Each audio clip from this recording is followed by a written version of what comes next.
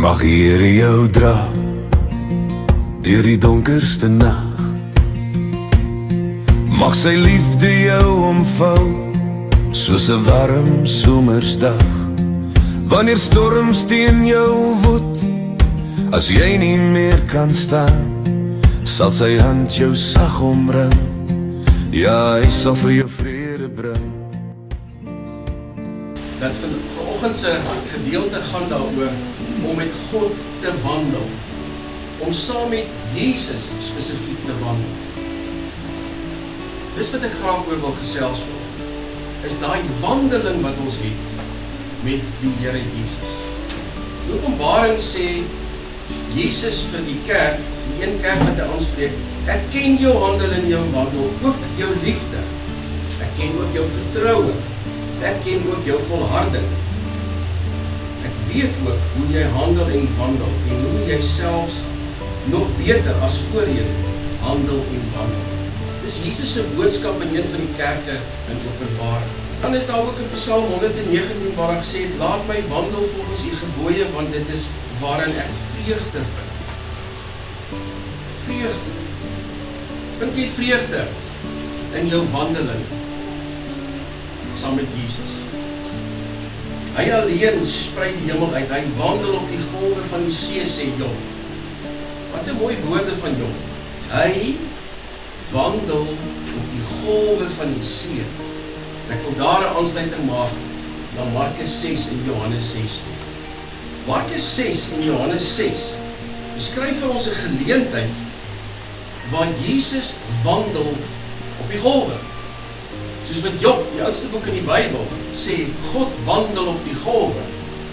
Is Jesus hier in Markus 6 besig om op die golwe te wandel. Stap Jesus op die water. En hierdie gebeurtenis vind hier plaas. Hy stap op die water, maar die disippels is in die boot en hulle slaan paniek. As 'n storm op see, Jesus stap op die water. Interessant van Markus 6 en Johannes 6. Markus 6 en Johannes 6 laat vir ons een stukkie detail uit wat ons net in Matteus kry. Ek wil daai stukkie detail met julle bespreek vanoggend. In Matteus 14 kom Matteus en hy maak hierdie gebeurtenis waar Jesus op die water stap en Jesus eintlik so 'n bietjie verwyderd is van die disippels wat in paniek op die boot is.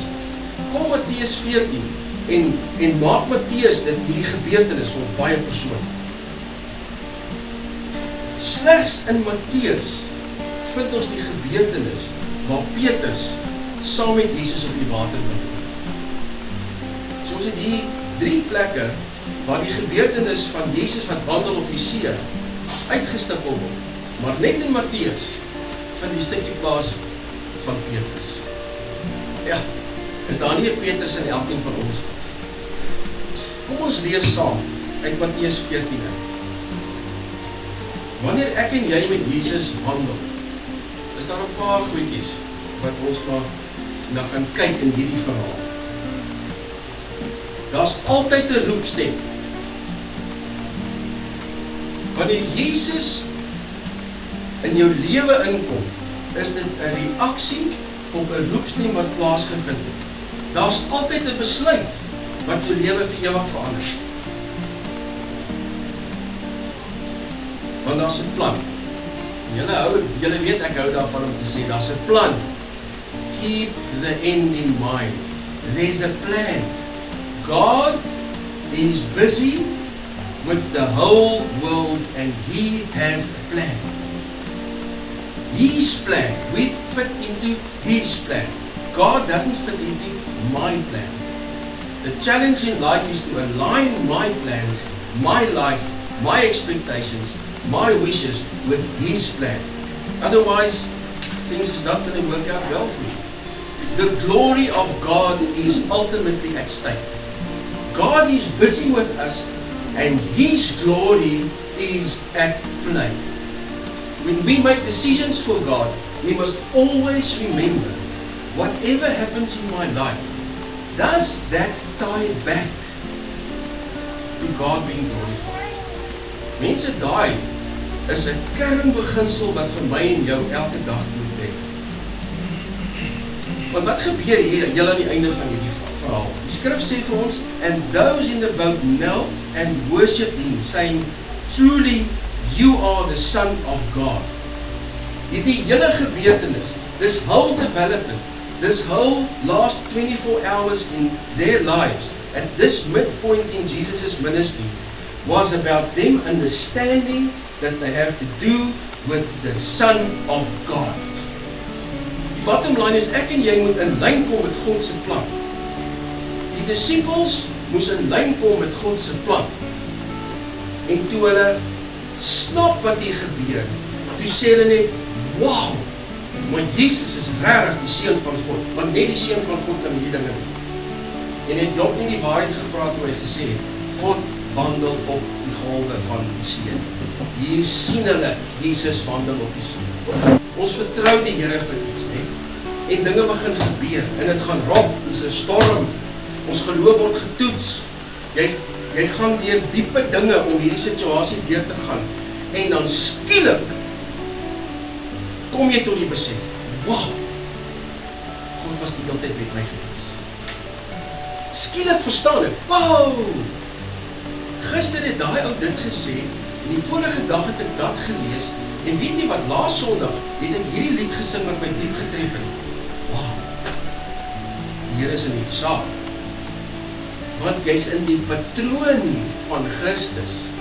Dis wonderlike dinge wat begin gebeur, wanneer ek die patroon van God begin snap, en ek ervaar die Heilige Gees, soos ek het sê.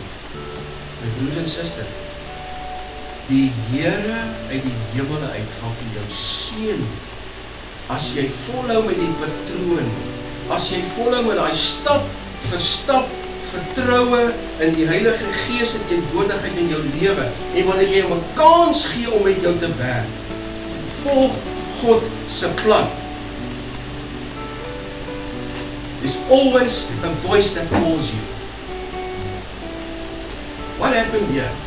The minute they realized that it's Jesus, and it's funny that they still ask, Jesus, is it you? Dit het my nogal getref. En is vir 'n jaar en 'n half, 2 jaar, is die disciples saam met Jesus. Maar hulle herken hom nie. Okay, given, daar was nou nie spreiligte soos op Ellis Park, en hulle almal het gesien wat op die see aangaan 3 in die oggend. Die skrif sê, they thought they saw a ghost. They did not recognize him. Maar Petrus, die vriendie, roep uit, Here, is dit U? En toe hy hoor, dis Jesus, toe gebeur daar iets in hom. Kom dan, sê Jesus, klim oor die kant. Hey, wil jy op die water loop? Klim uit die boot uit. Klim uit die boot uit. Lig jou agtersteen. Moenie soos die ander 11 daar sit en sê, nou lekker hier in hierdie boot, waar is my life jacket? Ek is gemaklik, stappe, om hierdie kant toe, ry 'n bietjie so, kom uit die boot uit, klim oor die kant, vertrou dit, as Jesus jou geroep het, wanneer jy jou gegryp het, vertrou hom, as dit U is, Petrus maak seker, nee, moenie oorhaastig wees nie, maar as die Here met jou praat, move it. Dis een persoon wat hier in hierdie gehoor sit, nee, wat die Here in een nag, sy hele lewe, one time, verander. Net so, van drank, van dwelms, van slegte verhoudinge, net so. Toe Jesus vir hom sê, klim uit, toe klim hy uit. Die volgende. Wat keer jou om dit nie te doen? Wat 'n life jacket het jy aan vandag? Ek vra jou, wat 'n life jacket het jy? Maar wees, skep moed. Andere is ook deur Jesus geroep. Verskillende maniere. Samuel hoor die stem, daar in die huis van die Here hoor hy, Samuel, in die nag, nee. Samuel. Jesus kom by Matteus, en terwyl hy by SARS werk en 'n lekker dik salaris verdien, sê hy vir hom, kom hier Boeta, Jy gaan nou nie meer geld tel nie, ons gaan nou siele tel. Hy roep hom daar, in sy kantoor.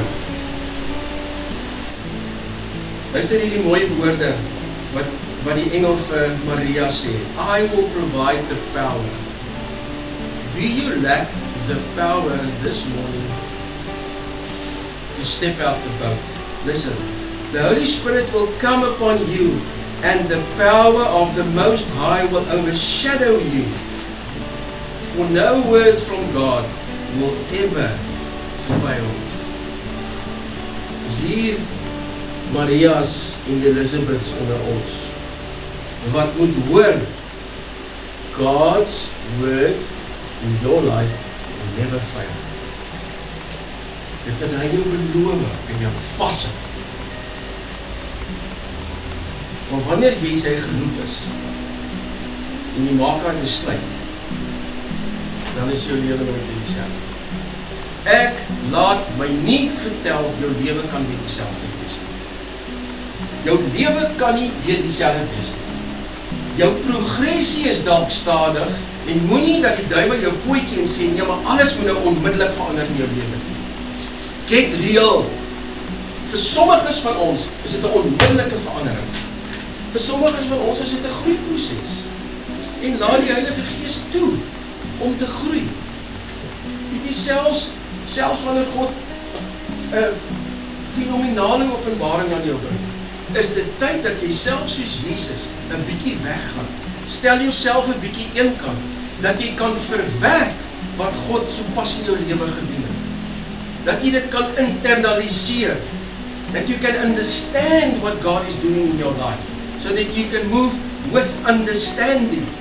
It's only with understanding that there is full commitment.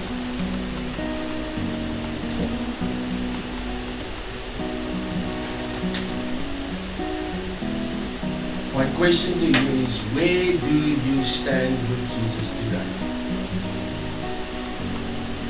I'm asking this to the believer, not to the unbeliever. To the believer. Is jy binne in die boot op jou luisieboy? Met jou reddingsbaadjie aan? Here, dis lekker, ek's gemaklik, moenie my brak by boot skit nie. Vra van my, nie te veel van my vra die Here. Nie my challenge nie, Here. Dit is belangrik en dat is belangrik. Jy weet wat belangrik is in jou lewe.